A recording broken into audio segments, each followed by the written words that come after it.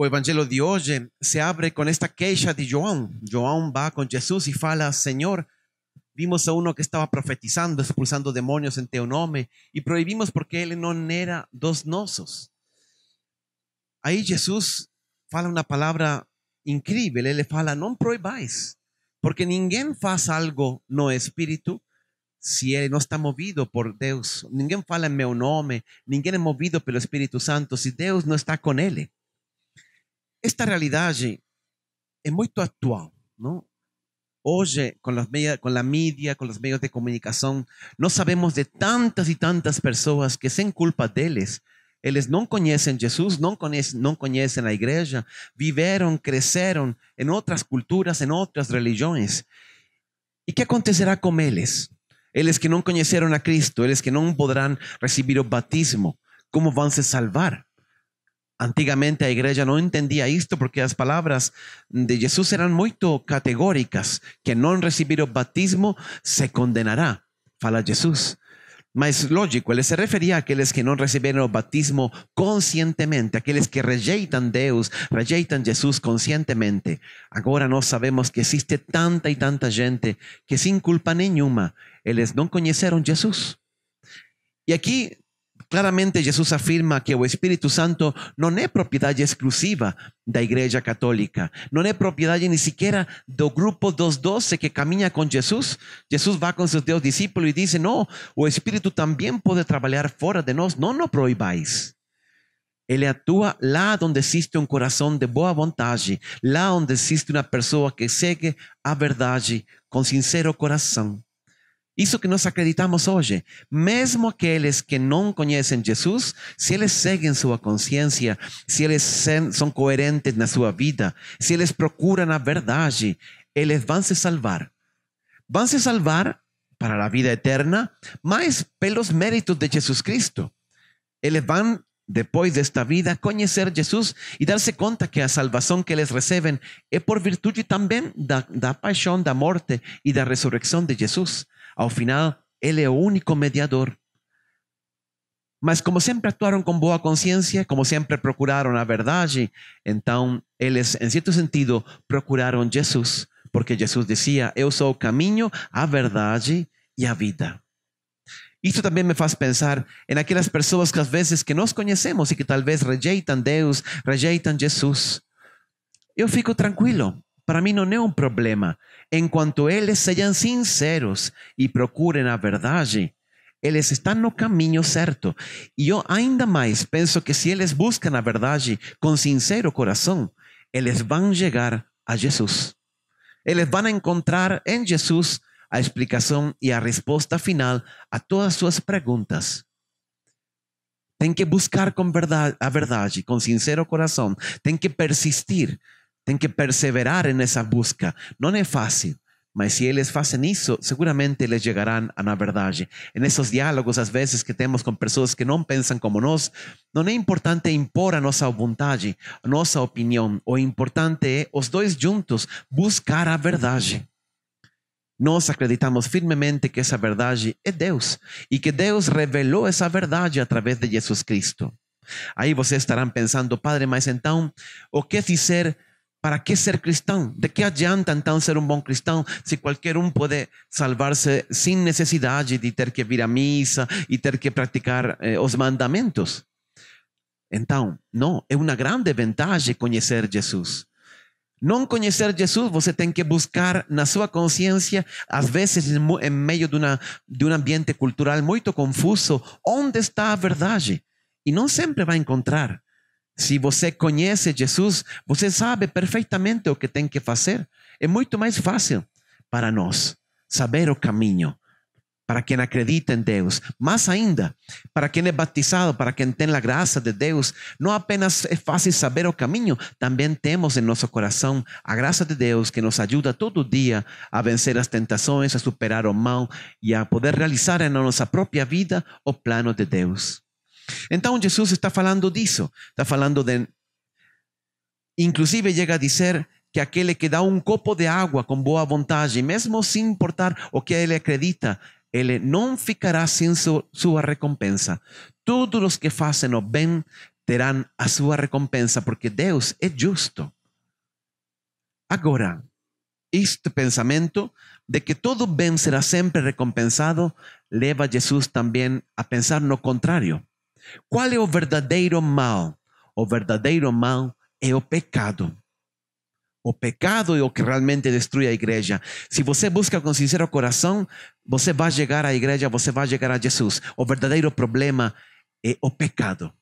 E aí ele começa então a falar do pecado e diz: aquele que escandalize um destes pequenos, seria melhor jogar no mar com uma pedra de moinho no pescoço. Gente, impressionante. Jesus, quando tem que encontrar uma imagem forte para nós não esquecer qual é a gravidade do pecado, ele encontra. Meu Deus, até hoje lembramos dessa imagem e só pensar um pouquinho, uma pedra de moinho, estamos falando de uma rocha por aí de 500 quilos, meia tonelada, amarrada no pescoço, jogado no mar. Quem diria que estas palavras são de Jesus? O problema é que ele quer mostrar-nos a gravidade do pecado e isso não é fácil. Nós podemos cometer pecado, mas é muito difícil para nós compreender a gravidade do pecado, porque nós mesmos estamos dentro do pecado, somos parte do pecado. Então, é parte do pecado, é da natureza do pecado não conseguir avaliar a gravidade do pecado. Por isso Jesus, vai usar estas imagens muito fortes, querendo mover nossa sensibilidade, levar nossa imaginação e pensar: é a coisa pior que existe, é o pecado. E ele começa com o pecado mais grave de todos, que é aquele do escândalo.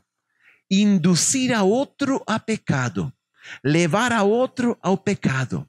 Esse é o pecado mais grave que existe. Aquele que ativamente induz a outro, arrastra a outro, influi para que outro caia em pecado e se afaste de Deus.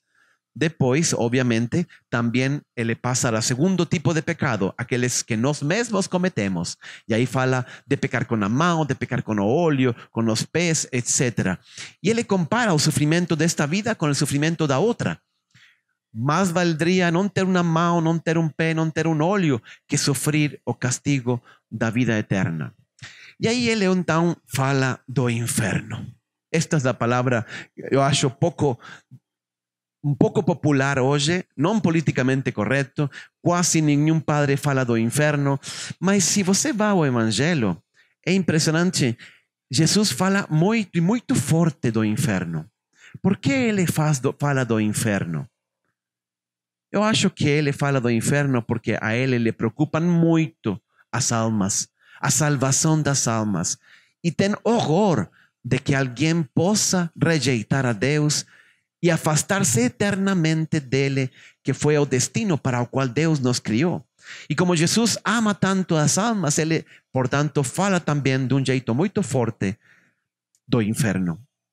Agora, ele usa uma imagem que aqui nós temos a palavra do inferno, mas a palavra original é a Geena.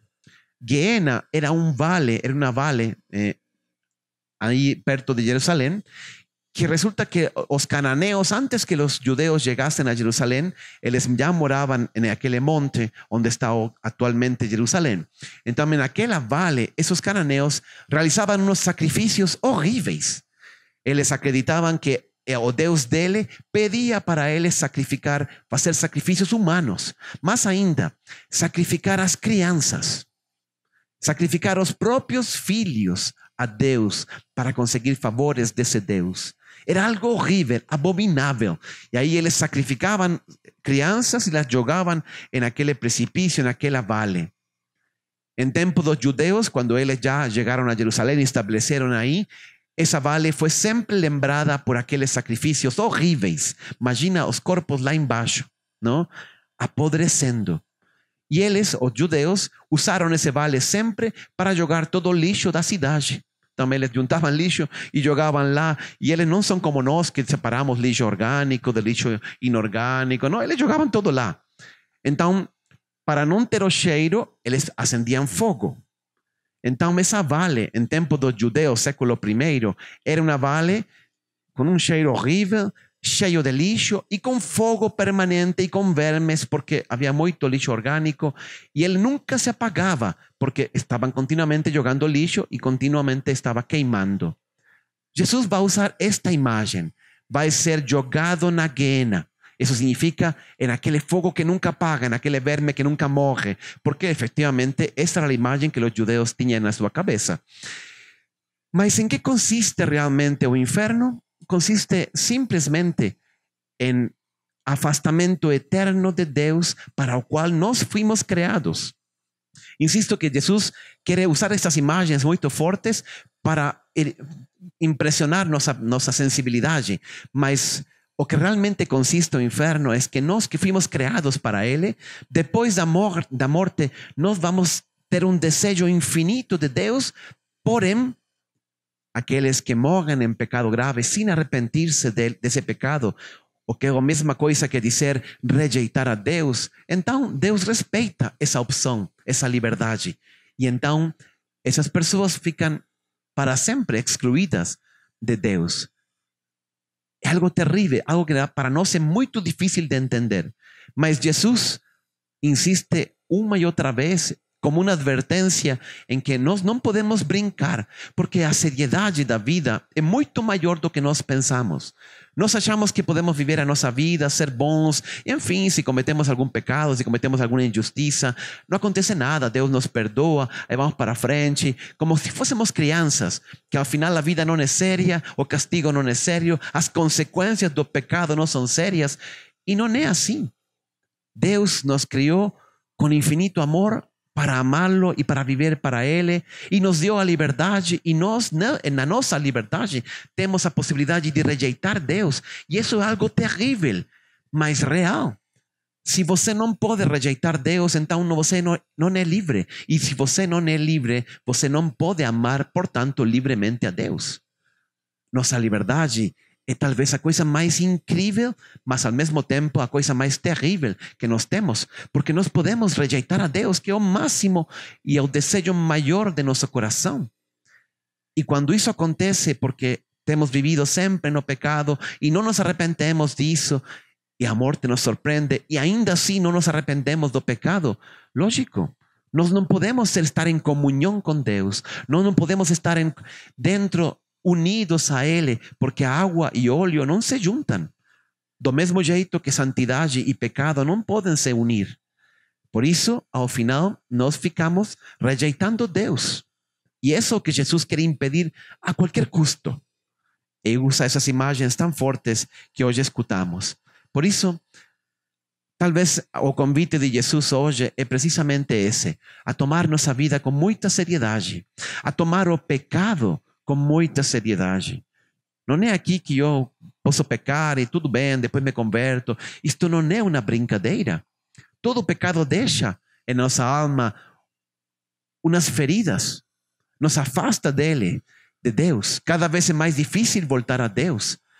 Nós não podemos brincar com isso, ao contrário, temos que buscar com toda a nossa força viver na graça de Deus, viver no caminho de Deus, com santo temor de perder o maior que nós temos, que é Deus na nossa vida. É isso que Jesus quer dizer hoje neste evangelho, e eu acho que é isso que ele fala: por de jeito nenhum vocês vão cometer esse erro. É melhor sofrer qualquer coisa antes que cometer um pecado, porque o que vem depois é muito pior.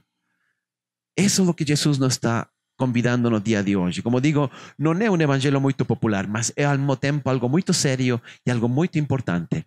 Peçamos a Nossa Senhora também no dia de hoje que nos ilumine e nos ajude a viver sempre no caminho de Deus, a cultivar um santo temor de afastar-nos de Deus e ajudar a muitas pessoas a tomar, a aproximar-se a Deus, a rejeitar o pecado e a poder cultivar em nossa vida a verdadeira presença do Espírito Santo. Que assim seja.